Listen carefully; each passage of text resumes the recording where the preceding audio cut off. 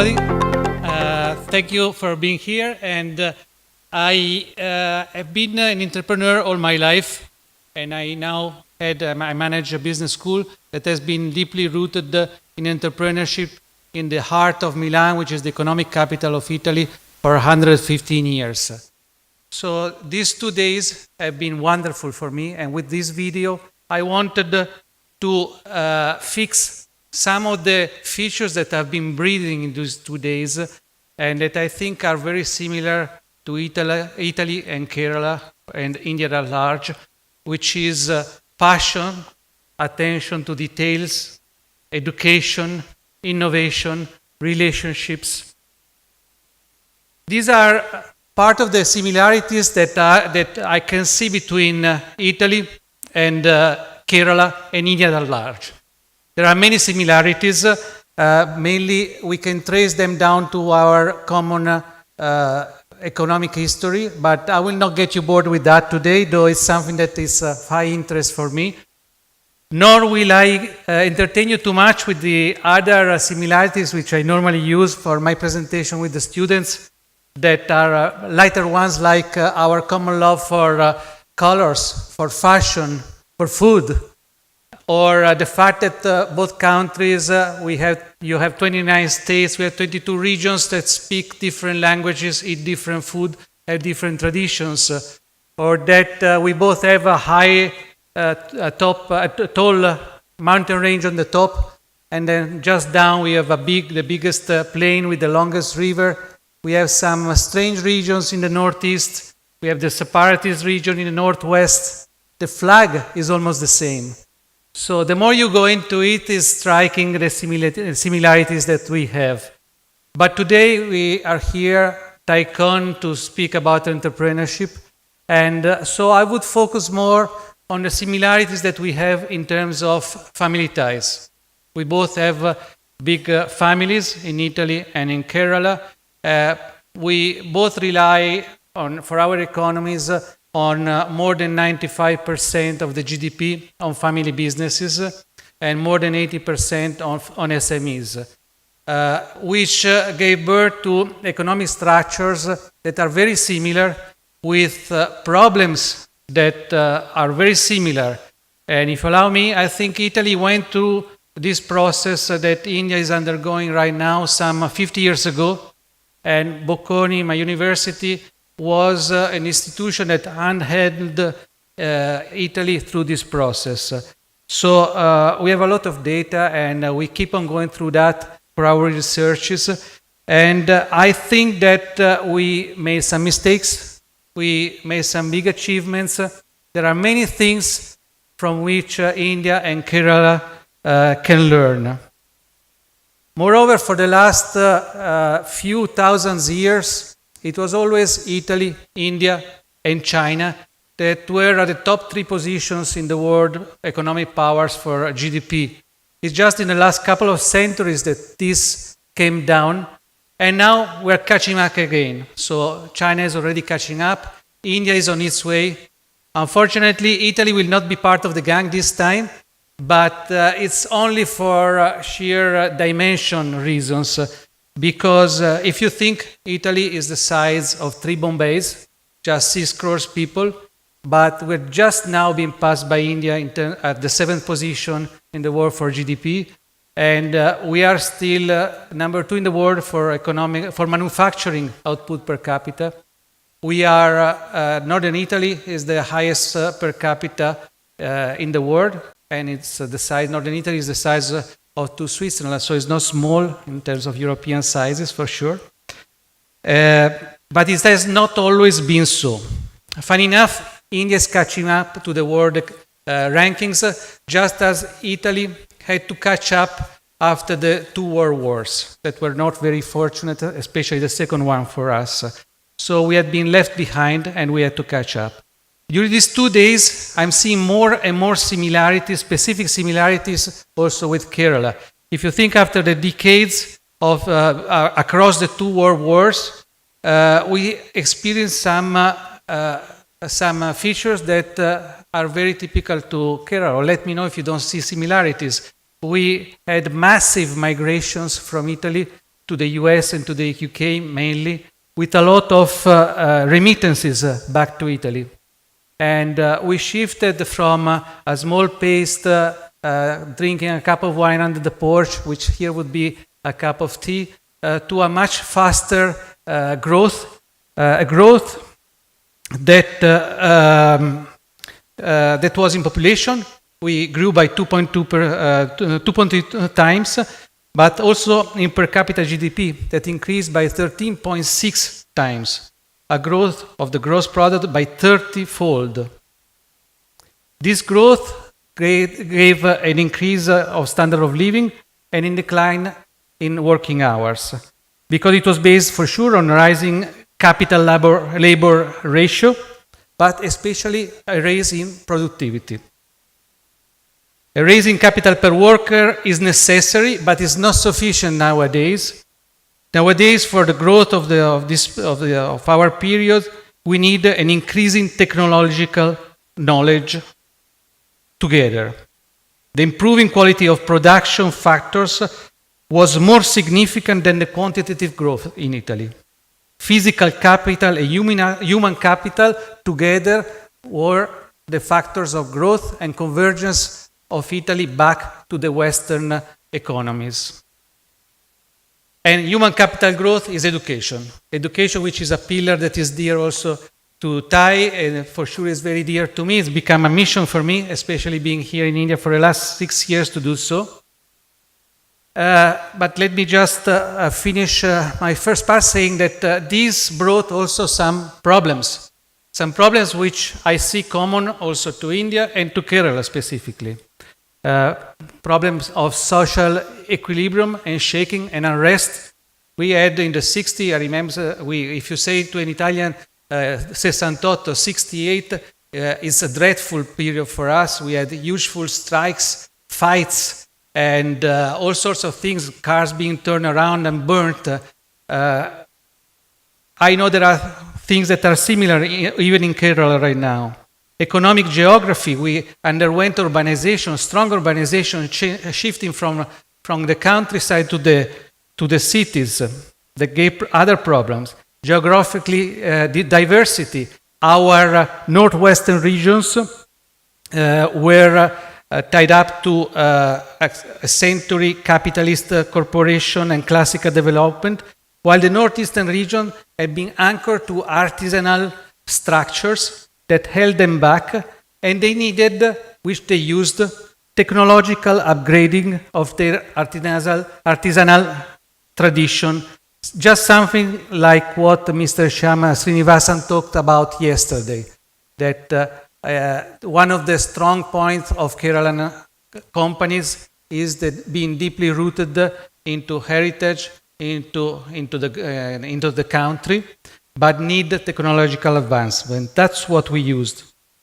And public administration. We've heard a lot, but you haven't heard how bad was and still is Italian public administration and how it has slowed our process. That's why Italy started relying a lot on SMEs and not on public administration. And SMEs, that became a system. A system because to develop SMEs, you need a system, and they started getting organized in cluster. We call them industrial districts. We've seen yesterday that in the medical domain, you start having a cluster that is very important. There are a couple in IT, and hopefully more that develop. For SMEs and family business to develop, you need to make a system and to rely on common systems, on common culture. So this cluster started localizing in certain areas of Italy and started developing a certain skill in that domain that then projected them to become international leaders. SMEs have been the engine of Italian growth, and they all had a lot of peculiar and common features, most of which we saw yesterday, which are, among others, flexibility, responsiveness, orientation to customers, and especially leverage on the entrepreneur's creativity and contribution, made of experience, passion, curiosity, and courage. As I was telling you, the system was done in clusters, but also thanks to, I must say, allow me to be proud of that, thanks to Bocconi, who put together in those years already the Ministry of Finance and Economy, the Association of Family Business, the Association of the Italian Manufacturers, and founded a system, a platform called Elite, that helped give the mentoring, the education, the funding, the visibility to all SMEs. I see Indian family business and SMEs being very bullish. We did a research 1 year back, and it came out that 1 in 3 of our respondents aim to grow quickly and aggressively over the next 5 years. Among our Indian respondents, 74% of the companies had a robust growth in the last 12 months, and 94% indicated that they are likely to grow aggressively, 33%, or steadily, 58%, over the next 5 years. That's where comes in, let me go into my presentation.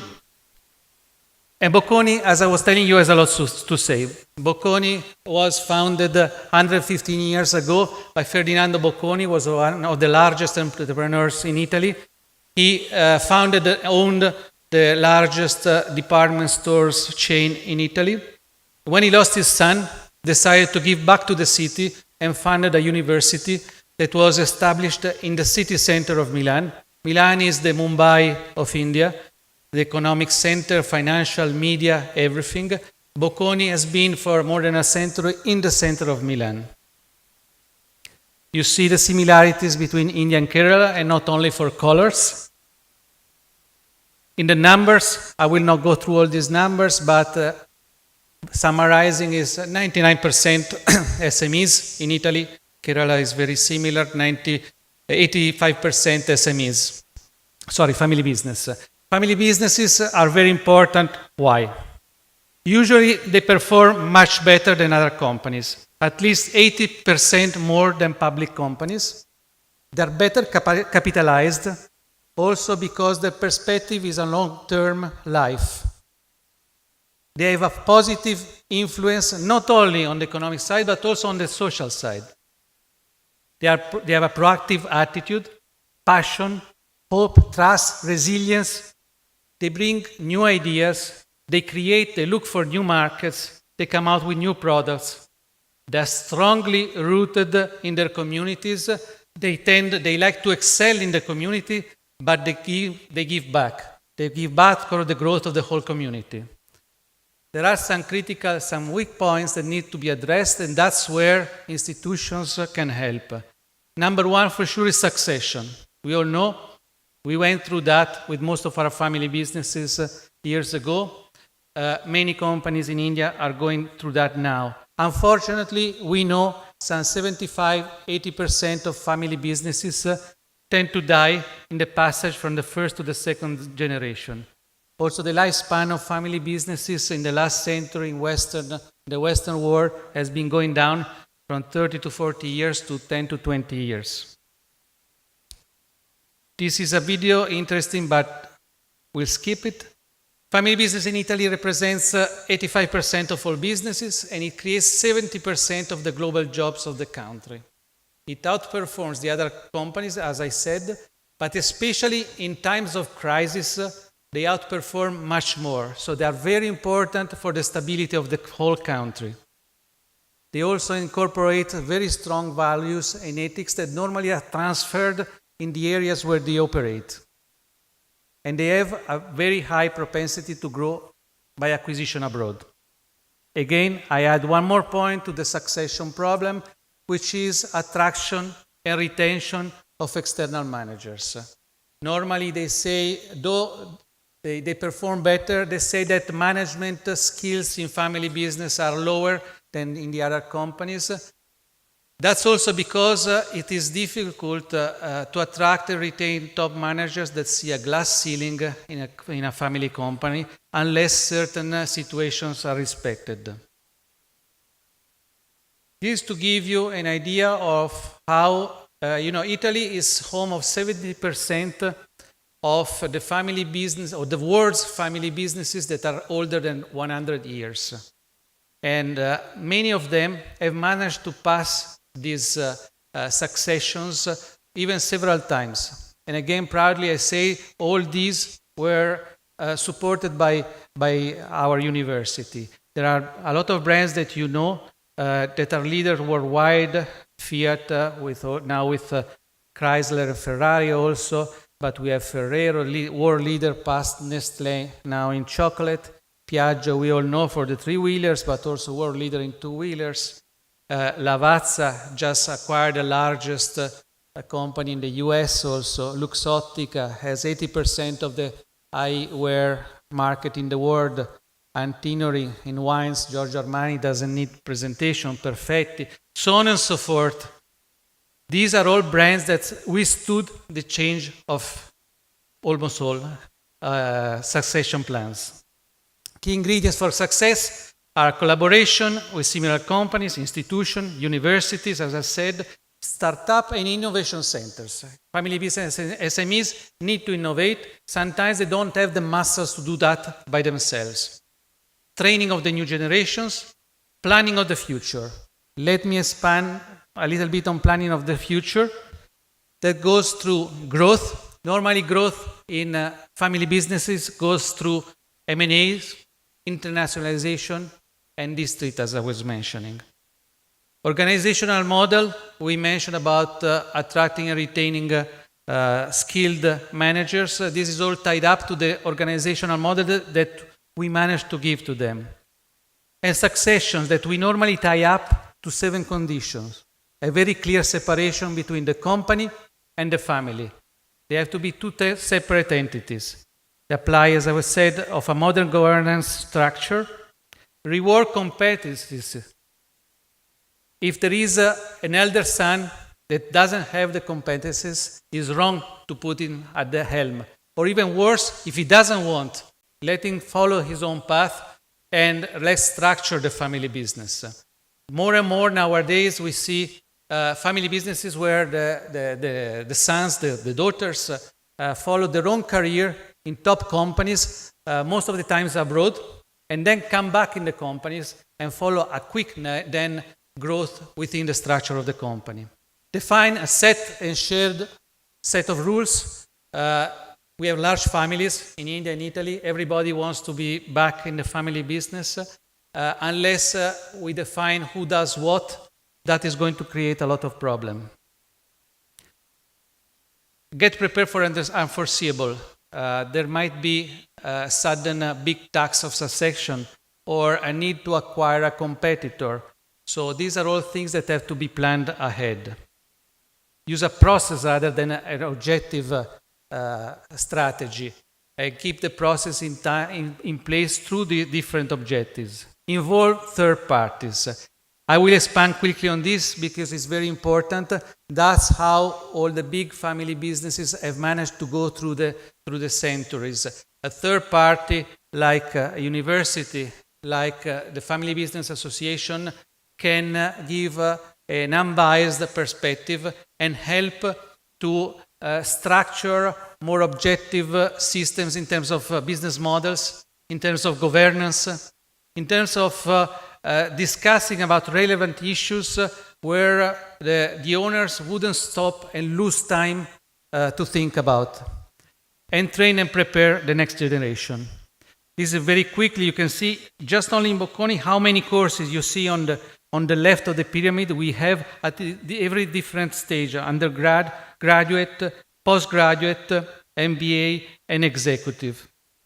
The districts once more are very important and what made the pillars of Italy development. And a district is an industrial district, is a geographical area where workers and firms are specialized in a main industry, only auxiliary industries around that, and they live and work. The majority of the firms are small, but there are always a few that start being the leaders and push the others in terms of research and development, research of new markets, and pushing for new products. The strengths of the industrial districts are cohesion and a real production of culture. You see how many districts were developed in Italy, and the big feature is really the culture. We have the culture, the district of the leather, where a strong culture in the industry and all the accessories around grows. And it is something that Italian companies are starting to create even in India. If you go around Pune, on one side you have all the automotive with Piaggio, Fiat, and all the parts, and Brembo for the brakes. On the other side of Pune, Baramati, you have the chocolate, the baking, or if you go to Chennai, you have the ICT, and if you go further north of Chennai, you have a few companies in tractors and tractor parts, or in Tirupur, you have embroidery and innerwear, and you see all the Italian companies that are polarized there, because we know the value of that. I go quickly because I see my time running out. SMEs in India. It's exciting to be here, and I see startups coming up everywhere. Every year we are the academic partner, the judge at the Eureka competition for startups of IIT Bombay, where thousands of ideas come up. You must understand that 80% of startups normally fail. Though here, all the ingredients of success are present. As again, Mr. Srinivasan was saying yesterday, people and companies are genuine and grounded. They stay relevant, they reinvent themselves, they get insights from the data, grown tradition backed by technology. But similarly, these companies need mentoring, support, they need shared services, they need to create a system. Support, I see sometimes most of these startups ideas, they are amazing ideas, for example, but they just don't have a market. So all these things need a support, an external support. So to sum it up, family and small, medium-sized business is beautiful. Collaboration is needed, increases success and supports. Corporate governance and succession plans are required and require deep attention. Family businesses, when they don't see the road to, they build. Thank you very much.